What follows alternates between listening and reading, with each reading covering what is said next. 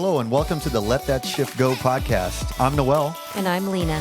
And this is where we talk about the good, the bad, and all the shift in between. We just talk mad shift. Let's get into it. And today we have a special guest on our episode of Let That Shift Go. She's my dear friend and client. She's an owner of Beauty by Bee in Wildomar, skin therapist, Brittany Walda. And I'm so happy to have you here, Brittany. Thank you. I'm very nervous and excited to be here. We're just going to have a conversation like many that we have all the time.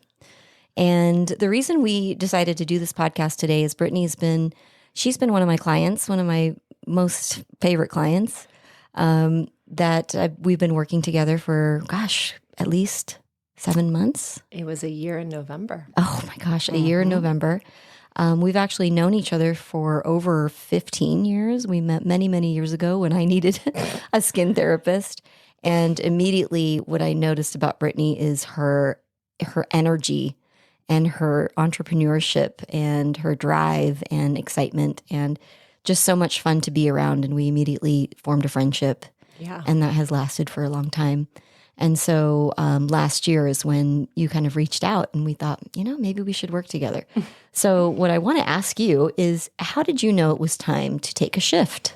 It was right after COVID and all the craziness of COVID, had kind of died down, and I had made some shifts in my life. I had went from having this big salon and I went back down to just being me. Mm-hmm. And I thought that will fix these bricks on the shoulder. That will alleviate the stress. That will fix what this feeling is. Mm-hmm. And I remember sitting in the backyard with my husband and I looked at him and I was like, there's still this black hole inside my heart. Yeah. And I was like, something's got to give. What was that black hole? What did it feel like? When you say black hole inside your heart, how did that manifest on the outside or on the inside? Garbage, which is French for trash. It felt like the yuckiest feelings, like resentment. It felt like guilt. It felt sticky. It felt depressed. Mm-hmm. All bad. Yeah. Nothing positive. No. And the worst part about that feeling was just, it always crept in. So even in the good times, it would sneak its way back in. Yeah. Or in the times of being in between the highs, when these beautiful moments of trying to be still, I couldn't be still because that's when it would get the darkest. So what would you do to not be still? Everything. And just look for distractions, look for something on the outside constantly. House projects, vacations, animals, whatever, really, we're going to get into this now. Mm-hmm. Okay. And we're going to do it ourselves. And we're just going to be busy, busy, busy, busy. And thinking each of those busy things was going to bring, this will bring me peace. Yeah. And I think for a long time, there's that, I felt that it was almost like the stigma of, I'm only in the beauty industry. Mm-hmm. She's only doing that. And so then it was like, well, I'm going to show you that I can be this, and then I can be this, and I can be this, and trying to, this uphill battle of being the best that I could be at whatever it was that I was going to do. And then getting to that point of, I did it. And I still feel this hole. Yeah, the emptiness. Yeah. Yeah. You kind of exhausted all of if I can just do this, then I'll be happy. Well, and I remember one time saying to somebody, the pedigree is perfect. Mm-hmm. The pedigree, Dave Ram, all these people are going to be proud of me because I'm checking all those boxes. Why do I still feel this? Yeah. So looking on the outside no longer was doing it for you. Mm-mm. Yeah. Yeah. The perfectionism. perfection. Let's talk about perfectionism. Something a disease we both suffered from at points in our life of trying to make everything on the outside look perfect, while on the inside, somewhere we're crumbling. Yeah. And that's many of us. Yeah. Well, and I think the hard thing with perfectionism is, in my scenario, my husband really is an amazing person. He really is an amazing husband. Mm-hmm. My kids, they're so amazing. They're so beautiful. They're so smart. Everything was really, well, I shouldn't say everything, but the house was, end quote, perfect. Mm-hmm. I couldn't ask for a better husband. I couldn't ask for better kids. My flowers are beautiful. Things that I found important, they really were. I'm killing it in these departments. Mm-hmm. What's happening here? But it was, okay, what's fueling needing all these things? And then what is that undertow? Yeah. What's the program running underneath? Mm-hmm. Yeah. And it's a hard, act to carry on and on and on. Mm-hmm. That outward perfectionism. It's a lot of pressure to constantly be achieving. Mm-hmm. And that is one thing I remember when I met you, I was like, this girl can do anything she puts her mind to, and it reminds me of me in some ways. It's like, if I put my mind to something, like it will happen. Yeah. And a lot of that came from really wanting, to be perceived a certain way. Yeah. Right? 100%. Yeah. And at the end of the day, it's how we perceive ourselves that really matters. Well, and it's so hard because I think when you are constantly doing this perfection thing, that's really hard to have other people keep up with. So it's very lonely. Yeah. And then on top of it, it's hard for you to keep up with it. Yeah. Because after everything's closed down and you have to be with yourself, you're just done. Yeah.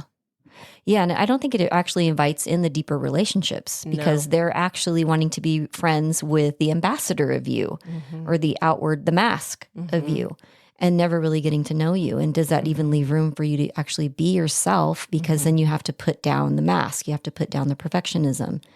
And does that even feel safe? Right. Well, and that's a huge thing too, is you never feel safe. No. You never feel safe. Yeah. And your guards are always... And then you get into this story, I guess, of, see, that's why I don't open up. The second that you do, if anybody lets you down with your crazy high expectations that you have a hard time even upholding to, the second somebody shows you an ounce of being a human, you say, see, and that is why. Yeah. Back to Lonely Island I go. Oh my goodness. Yeah, and it's not very fulfilling. It doesn't really allow those deeper relationships. It doesn't allow you to be authentic, be your authentic self, which all of us have our periods of being broken and having a bad day and really not being our best selves. And if the house of cards we built is everything looks perfect and wonderful, then there doesn't leave a lot of room for us to actually have a real moment. Yeah. Yeah. It's isolating. Yeah. So at what point then did you say, well, okay, yeah, I think that it's time to change? And what was it? Like what? When I was doing your eyebrows and I was telling you, I went into this story about me and my mom, and you said, so basically you said this. And I was like, no, that is not what I said. And you're like, oh, but you did. Yeah. I was like, oh, yeah. It was a letter you had written, and you're like, I want you to see this. And I read it and I was like, wow. Yeah, okay. And you said, what if Giselle had written this to you?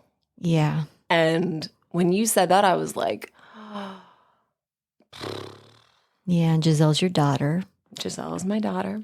Yeah. Who is just a ray of sun. So I couldn't even imagine how that would feel. No. Yeah, to receive it. Yeah. And it was like, wow, there is a whole other side that I never even thought of. Yeah, and that's a big thing too, is just considering the other side. So it's just taking a different perspective. But oftentimes when we're completely caught up in the story or we're completely caught up in being perceived a certain way, we're not really looking at anybody else's perspective or how that would be to be received or how would that be, from their point of view. Mm-hmm. And so it's just taking a moment to say, oh, yeah, I didn't consider that. Yeah. And I feel like at that moment, there was like this opening Mm-hmm. for you. Yeah, definitely. Yeah. And you said, I want to go look through that gate. Mm-hmm. I want to go down that road and see what's there, which is super courageous. Yeah. Well, and it's funny because people will say, has it been easy? And it's like, no. It's not easy to work on yourself. No. That's by far the hardest upward battle you will have. Yeah. And weirdest thing, it's not perfect. No. Big realization. Yeah. Which I think right when you start to think, okay, I'm getting it. Mm-hmm. Boom. Yep. Not quite in this area. Yep. Where am I still not free? Mm-hmm. Yeah. So we started working together, and I know that like since this year, I've seen a tremendous amount of growth. Well, that's good. Yeah. And I'll say just from the beginning, it was really kind of working with you from the perspective of there are other perspectives. Can you consider them? Okay. Yes, I can. And what that did was kind of open you up to looking at the relationships. Yeah. From all perspectives, not just from your own, but from the other people in your life. Yeah. And that also meant considering their origin stories. Where did that come from? And considering your own origin stories. Yeah. And that's really where the work starts to get a little sticky. And that's very true because when it's somebody else's story and you're on the outside, fully on the outside looking in, you're just like, well, gosh, you could do this, this, and this. And oh my gosh, I feel so bad for your mom or whatever, this person. But when it's your own, Mm-hmm. all these stories, Mm-hmm. there's so many attachments. And one of your practices that you've taught me is, picturing them as, inner child work, picturing them as the child. And then all of a sudden you feel this wave of compassion come over you and you hear, it's almost like you hear it in a different language. Yeah. When I talk to my own parents now. Yeah. How has that changed for you? Oh my goodness gracious. It's quite different now. And it's cool because sometimes you'll hear what you're supposed to do and your initial reaction is like, okay. I don't know if that's actually going to do anything. Like if somebody says, here's a bit of advice, you should do this. Yeah, here, look at your parent as a 6-year-old when they talk to you the next time. But then when you actually do it and you're hearing them, you're like, oh my gosh, like this person has got so much pain. There is so much pain here. And then almost, well, how would you respond to a 6-year-old with so much pain? Mm-hmm. They want to be seen, they want to be heard, and they want to feel and be loved. Mm-hmm. So how can I give that to this person who is in pain? Yeah. And then realizing too, all the anger, because there was a lot of anger. There's so much anger. Mm-hmm. Well, what's below anger? Sadness. Mm-hmm. And even if you don't like somebody, you don't ever like to say, I want them to be sad. Who wants anybody to be sad? Yeah. Yeah. But how did you get to that point? Because it's a big jump. You.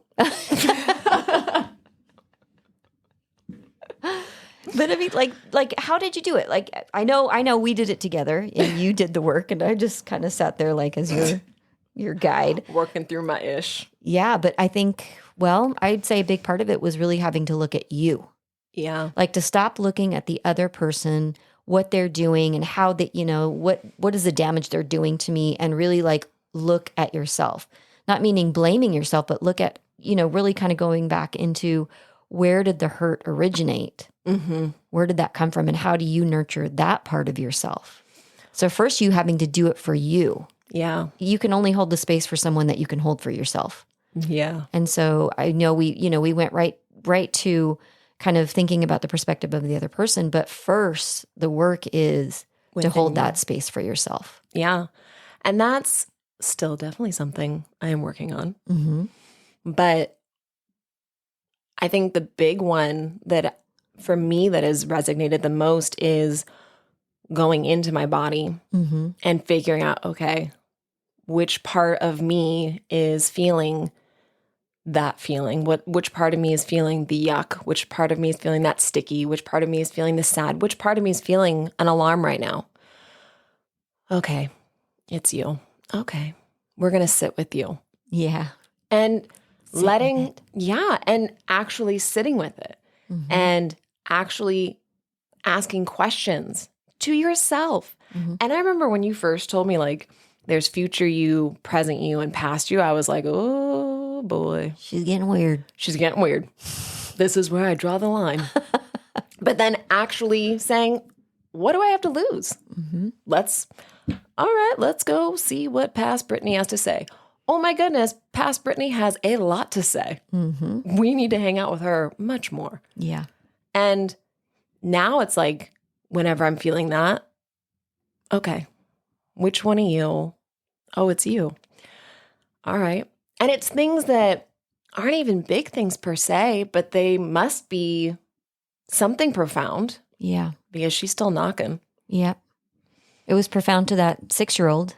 Very profound to that 6-year-old. Yeah. And it's still running a program underneath everything else. Yeah. So one of the ways that we work together, and just like what you were touching on, is the compassionate inquiry technique. And that's where, we would sit down and you would tell me about like something that triggered you, like tell me about like a situation. It could be anything. And that's where you're able to kind of go into the body. So we would have you talk about it and then bring the feeling up. There it is. And then it was like, now go into that. Yeah. Which is really uncomfortable. Well, and it's so neat because certain things that we would go into, I would think, okay, it's the event. It's what happened that is screwing me up. Like today, like the most recent thing. Right. But it's not. No. Like the spider web of, oh my gosh, that is where perfectionism is coming from. Oh my gosh, oh my God. Treasure trove. Oh, well, and then you get to those points and you're like, I'm just so fucked up. I am never going to get better. There were many days where I'd go home and be like, This is never going to end. Hun, I am wrecked. I got a lot of issues. Well, and I think that's the hardest part about going in is it's a scary, dark place. And you've got, how old are you? That many years of garbage that is accumulated. Now sift through it one thing at a time. Yeah. And you know what? It's like going through the knots. All right, let's Untying knots. Untie knots one at a time. Pull at the thread. Yep. You see that there's a knot. You start to pull at the thread, which is going into the body. It's going into the emotion, really kind of using the process to be in full contact with that emotion and then start to ask questions. Yeah. And one of the main ones is, when was the very first time you felt that? Yeah. And then we're able to just kind of be with the memory and nurture that part of ourselves.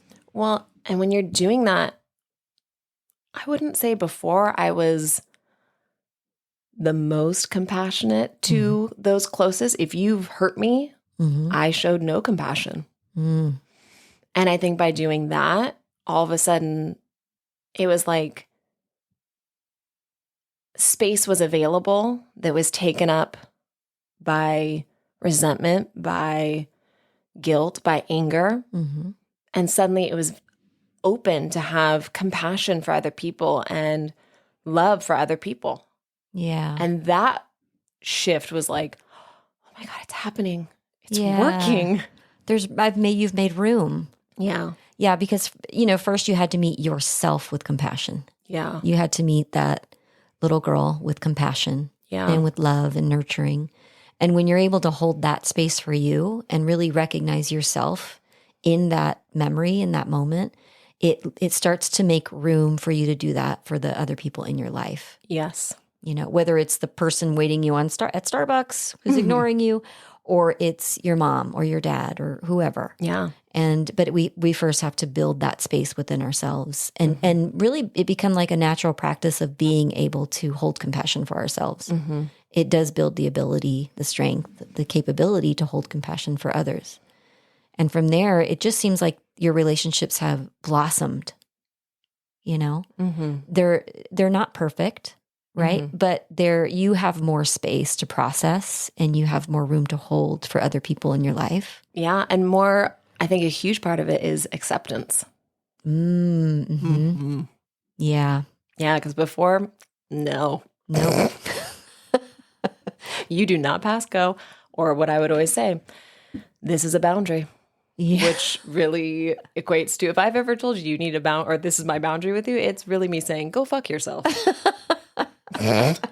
Sorry. Yeah, it's true. It's true. But now I watch you not do that. Yeah, you know what?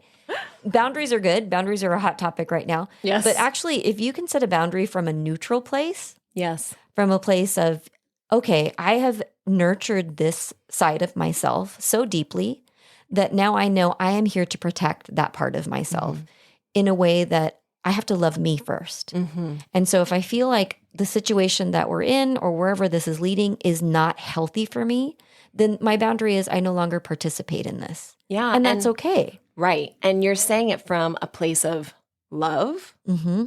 And like what you said, people feel that. Yes. So even the way that now I'm getting a response, it's not argumentative. It's not anger meeting anger. You know, and sometimes it's funny because I'll have conversations with people that are closest to me that have typically gone south. And it's almost like they don't even know what to do with it. They're like, who are you? And what have you done with Brittany? It's awesome.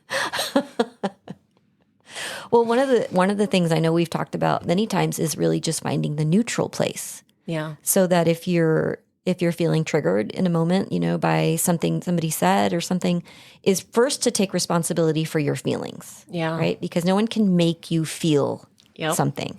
You are 100% responsible for your feelings. Yeah, it's your choice. It's your choice. And it's you going, okay, creating this practice and this natural kind of occurrence of like, ooh, I feel something.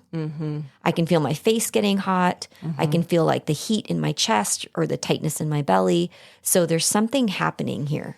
And I am responsible to see what this is about. Yes. This has nothing to do with them. No, it doesn't. I mean, they may very well be an asshole, okay?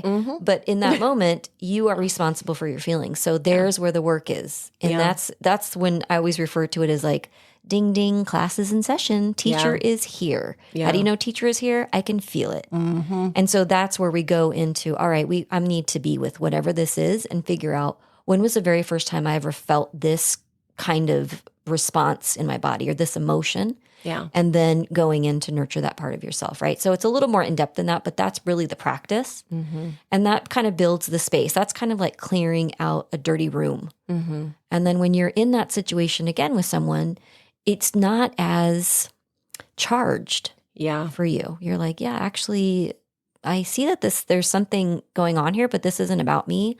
And now I can respond to you from a neutral place. Yeah. Instead of like, rah, you're going to get the full emotion of years of frustration in this moment. Yeah. And I remember at one point I said to you, and I meant it, like when I am in a moment of conflict or I know I'm going into a situation that will have conflict, suddenly my feet are, planted firmly and I am here and I will eat you alive. And I felt that in my soul. And on one hand, I feel like that helped me in certain ways to get to where I needed to get. Yes. It served you. It most certainly served me. But then also it was like, man, that is so sad that is when I feel the most comfort. Let's be with that. Yes. And then realizing like, gosh, you don't have to go into conflict. You don't have to fight that fight. You don't have to have that last word. No matter how right you think you are. Yeah. You can be right and alone. Yeah. Yeah. You know, you could be right, but you have no friends. Yeah. You can be right and everything. Indignant. Yeah. It's just. Yeah. Instead of coming from a place of like, hey, you know, what's going on with you? So, if somebody was going to come at you, instead of being like, how dare you? And I'm going to fight because that's where my power is maybe then to say, are you okay? Yeah. And it completely disarms people Yes. because of the neutrality. Yeah. It's like, I'm coming to meet you with fire and you just kind of didn't meet me there. Singed you out. Yeah. I went, psh, Yeah. And that's beautiful because then all of a sudden they are vulnerable in this, well, this is what's going on. And it's like, okay, this makes more sense now. Yeah. And there's room for growth. There's room for connection. Yeah. Yeah. I think that's. Which is way more powerful than any fight you could have ever had. Yeah. Because you both end up feeling like crap, you know, or you go into regret. And now we got to deal with regret. Like, let's stop putting so many things in our bag that we have to keep carrying around. How do we just show up to relationships? What did Dave call it? My covered wagon. You got that. You're going to put that in your covered wagon and drag it around everywhere. Maybe. I don't know. Yeah. So what are I know that there's a lot of practices that we work with, like meditation, mindfulness, breath work. What are the things, because I've seen so many crazy, you know, wonderful changes that are a complete U-turn for you. And you have really committed yourself to the practice of being present. Yeah. And so tell me more about like what's worked for you and what's changed. You know, it's funny because in moments when I'm being very human, that little voice inside will come in and be like, see, you're not changed. Ah, yeah. And oh. So like the other day, Dave, my husband, I was talking to him and the kids were there and I said, do you see a difference? And Christian turned around and said, yes. And my son is my greatest teacher. Yes. And to hear him say that, I was like, oh, thank you, Jesus. Okay, good. Okay. Yeah. Okay. Yeah. But I think pausing, pause has been a constant learning experience. But man, if you could get yourself to pause before you react every single time, I mean, you are unstoppable. You're unfuckwithable. Yeah, immensely. And that is, again, there's so much power in that and just so much, any good feeling that you could imagine, it is there in that space. Yeah. Pause, which seems so silly because you're just like, really? And then you see it and you're like, oh, okay. Yeah. Okay. Yeah. It's so true. That's, you know, really there's a quote by Viktor Frankl that between stimulus and response, there is a space. And in that space lies your power. And it goes into more of that, but it's like, that's so true. Because if you can get into the space between the stimulus and the response, you really are powerful. Yeah. You can choose to respond in a way that you're proud of, in a way that reflects more of actually who you are, not who your pain is. Yes. But first you have to get in touch with what is your pain? Yeah. And where did that come from? And what does it need in order to not take up all of that space?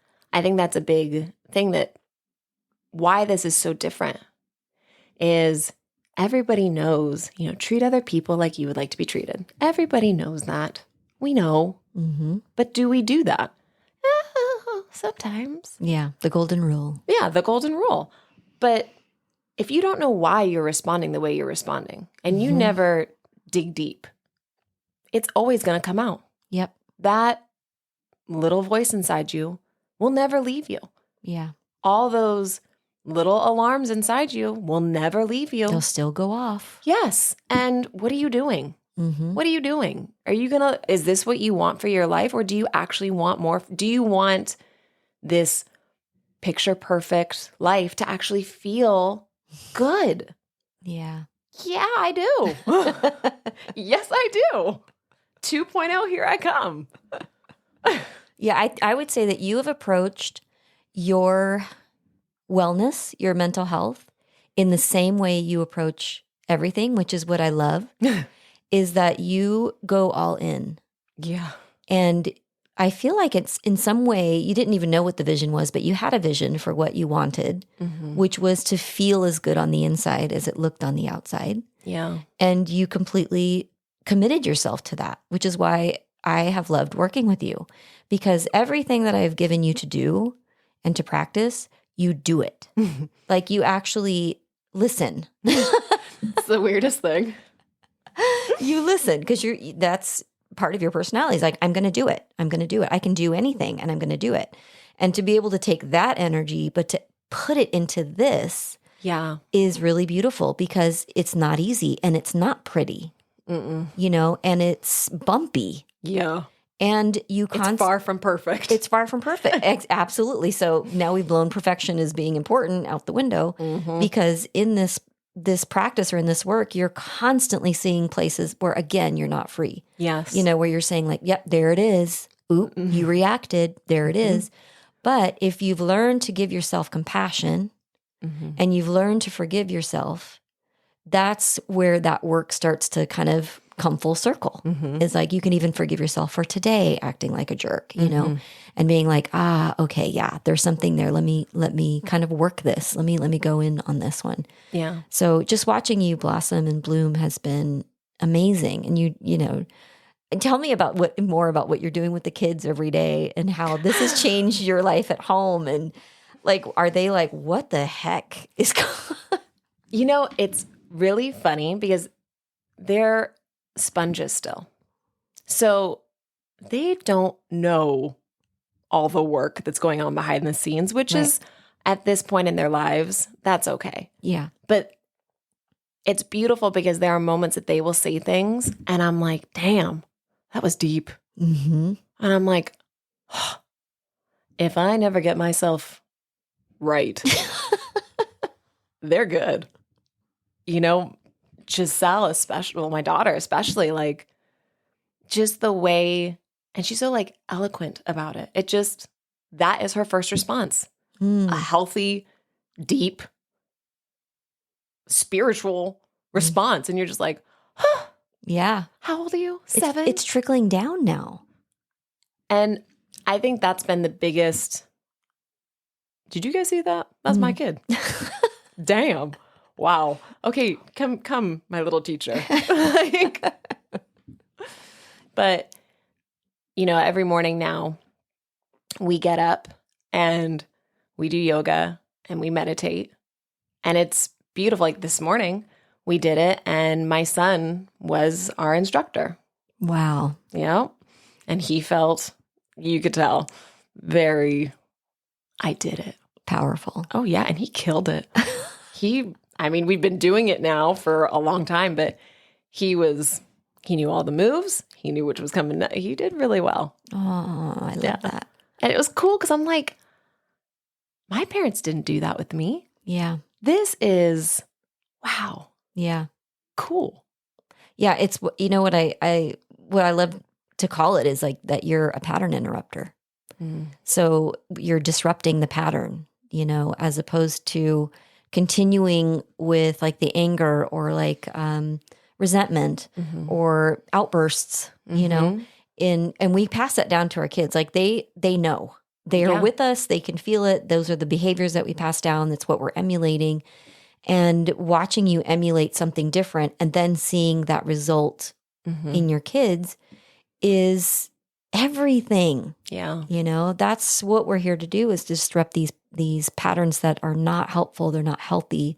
They're not serving us. They're not. Yeah. But it takes first recognition. Yeah. And, you know, I just love hearing your story of like this, you know, going from, if I could just make everything perfect on the outside, if I could just frost this cake, then everybody will want to come here and eat this cake. But what was the cake made out of? And that's really where you went deeper, is like, I need to get into like how solid this can be. Yeah. You know, and do some changes and have the courage to go in and do the work which is really to look inward, to change your habits, to change the daily habits that you have, and really being able to know, something's happening. I need to work on this. Yeah. And to go into it and to have these tools in your tool belt. Yeah. So that you can use them. Well, and I remember at one point, when you start unfolding the stuff, you're low because you are digging things up that, there were moments that we would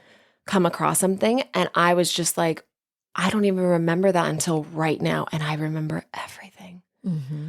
And then having to process, oh my gosh, wow, that happened. Yeah. And there were parts, especially in the beginning, where it almost felt like you were just getting lower and lower and lower. And there were many moments where I was like, what am I doing? Am I going to get out of this? Yeah. How am I going to get out of this? Now my whole body's in a black hole. It's just not a little pit in my belly. It's everything is a black hole. But then it's beautiful because there are, the reminder of this is all part of the perfect plan. Mm-hmm. And even something so small I remember one time, it was before the holidays, and I went out in front of my house and I sat on my bench and I was just sitting there and I was listening to some meditation, some song, and the hummingbirds all around, everything. And Giselle came and sat next to me and she just put her hand down on me. And it was so beautiful. And it was like a moment like that was a huge reminder. This is the right choice. Mm-hmm. And you feel those almost when you're in your darkest. Yeah. And then all of a sudden a moment will come and you're just like, thank you for breathing life back into me. Someone turn the light on. Mm-hmm. Yeah. Yeah. And that's what they say. It is darkest before the dawn. Yeah. And it sounds so cheesy, but good Lord, it's so freaking true. Yeah. Yeah. I love that because, the thing is like, when you think about like, I don't want to go into all my old stuff and it can be really scary, like what you were describing, is to know that all of that is still running underneath. Yeah. So whether or not you want to look at it and go into it and feel it or remember it, it's still running your program underneath. Yeah. And so that's where the outbursts come from. That's where the pain and the like acting out comes from, is because that is still running underneath. So yeah, having to go into it and to be able to feel with it and process and deal with it is not easy. Right. But it's necessary to get to the other side. That stuff is taking up space in your life. It's taking up space in your energy. And so, just being able to know that there are ways to get out of that. There are ways to process, that there is support, and there is the innate healer is within you. Mm-hmm. And you know exactly how to move through it. If you just trust yourself with a little guidance, you can get there, because it's, that bliss is any feeling fully felt. So even the grief, the pain, the fear is just really allowing yourself to fully feel it. There's so much on the other side. Everything is on the other side of that. All right. Well, so, we're getting towards the end. And what I want to know is, what do you want most people to hear? Like in doing this podcast, what did you need to hear even 2 years ago, 5 years ago? What is the thing? I think the thing is, if you find yourself short-tempered, frustrated at nonsense things that in the moment you are angry with, and then you look back as you're telling your girlfriends about it, you're laughing. Or in the quiet moments when you have nothing to do, if you feel that hole, that yuck, this is your sign. You don't have to feel that. And I think people think, I know I did, no, you do have to feel that. That's making you stronger. Mm. And it's not, oh my God, no. You could be so much more if you just let that go. Mm-hmm. Let that shift go. Yeah. Yeah. Bada bing, bada boom. But it's true. Yeah. Well, thank you, Brittany. And one thing I want to mention is Brittany has added on to her skin therapy in her practice. Like this most beautiful kind of facial experience. This is what Lena did to me. I know, I'm like, you've gone full weird. And I love it. Is really kind of doing this mindful meditation with having this beautiful, nurturing facial of skin therapy. And I just encourage anyone who's looking to, one, she's amazing with skin. Let me tell you, it's like, it's everything. But now adding on to this kind of mindfulness practice and this deep presence that you're bringing to your practice is just so beautiful. So I encourage everybody to look her up. It's Beauty by Bee in Wildemar. I'll have more for you on the show notes. And so, yeah, thank you, Brittany. Thank you for being here. And thank you, everyone, for listening. Thank you.